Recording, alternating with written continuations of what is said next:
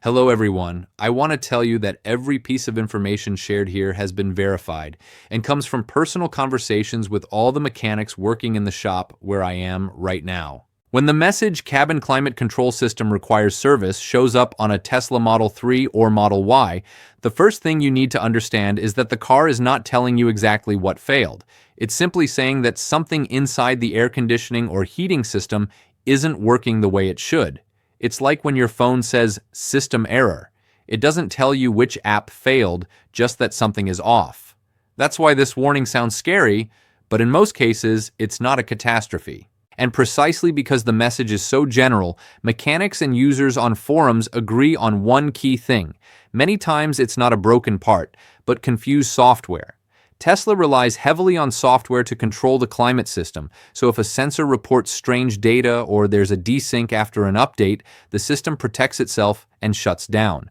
A lot of people report that the issue was fixed with a simple remote update or a Tesla reflash, without replacing any physical parts at all. Now, if the software checks out and the message comes back like nothing happened, then we move to the next logical step: the temperature sensors.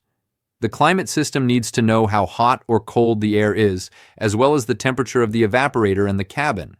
If one of those sensors starts sending bad data, the car basically says, "I'm not working like this," and throws the warning. In many cases, replacing a small sensor was enough to bring everything back to normal. But if the sensors are fine, the discussion in the forums takes another important turn: refrigerant and the heat pump. Especially in newer Model 3 and Model Y vehicles, the system uses a heat pump that's very efficient, but also very sensitive. If there's even a small refrigerant leak or a valve isn't working properly, the system protects itself and shuts down. Several people found that the issue was behind the dashboard or in the refrigerant lines, things you can't see at first glance. And before thinking about expensive repairs, many mechanics recommend checking the simplest thing that almost no one looks at: the cabin air filters and airflow.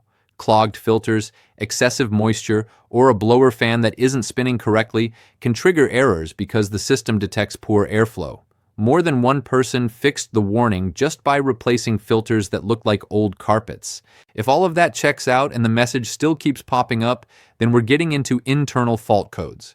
Tesla stores very detailed information about which sensor, module, or component is causing the issue. When reviewing those codes, many users discovered communication errors between modules, basically internal computers that stop talking to each other. Sometimes it's moisture in a connector, sometimes a loose wire, and in other cases even an accessory plugged in where it shouldn't be. And here's something interesting that comes up a lot in the shop. This issue is often caused by dash cams, USB chargers, or poorly connected accessories.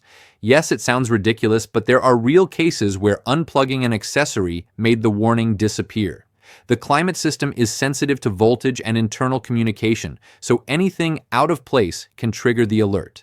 Only after all of that has been checked, software, sensors, refrigerant, filters, voltage, and communication, is when mechanics start suspecting a damaged module or a major climate system component.